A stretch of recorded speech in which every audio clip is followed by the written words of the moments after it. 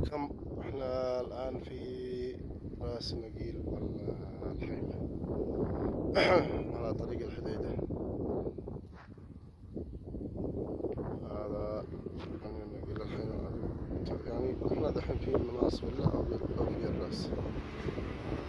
هذا الحيمة ما شاء الله.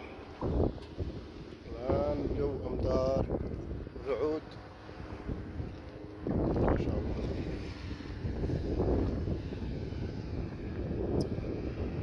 هذه الحيمة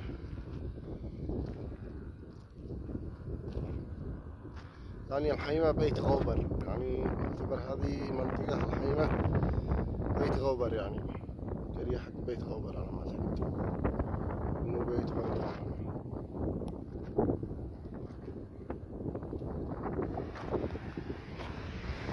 ما شاء الله.